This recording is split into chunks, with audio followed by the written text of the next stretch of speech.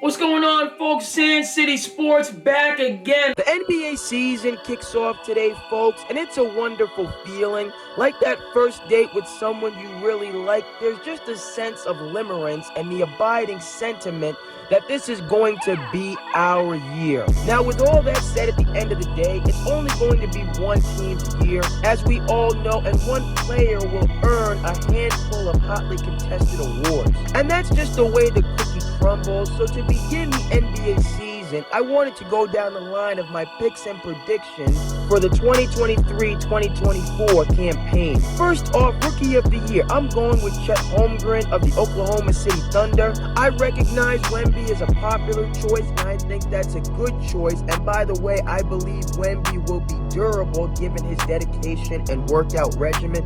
But all that said, Chet's been waiting for this moment longer than Victor after having to sit out all of last season. So I'm picking Holmgren to come out of the gates like a Cage Malinois puppy and win Rookie of the Year.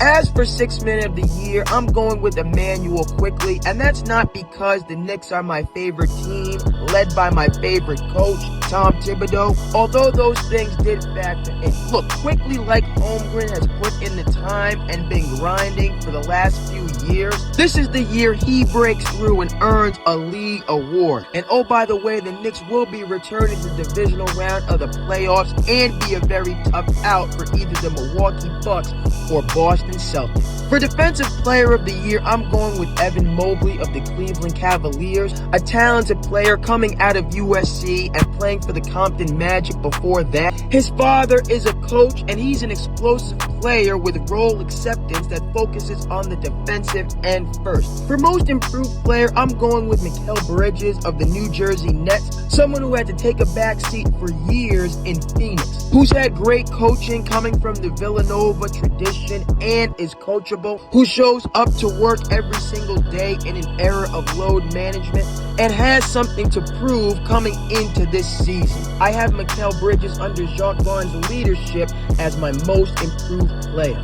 In terms of the sidelines and leadership, I have Frank Vogel of the Phoenix Suns as my coach of the year. Governor Mont Ishbia has made big moves and bold moves early on after acquiring the team, and bringing in Frank Vogel was yet another power move, someone with years of experience and a championship under his belt. He'll get through to the triumvirate of Booker, Durant, and Beal and coach up their supporting players to make the Suns a major force this season. For Executive of the Year, I'm taking Brad Stevens. How Brad's turned around the Celtics roster, coaching staff, and front office in one single offseason is remarkable. Talent-wise and innovation-wise, no team in the N.B.A. has an edge on the Boston Celtics. I'm picking Boston to win the whole kit and caboodle this season, and I have Brad Stevens as my Executive of the Year, and I also have Jaylen Brown winning the J. Walter Kennedy Citizenship Award for outstanding service and dedication to the community.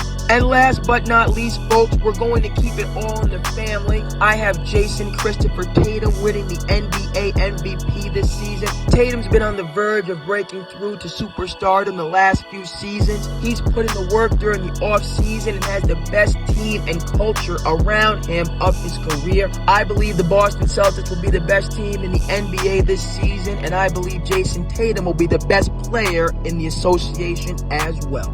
Thanks a lot. We'll see you next time, folks.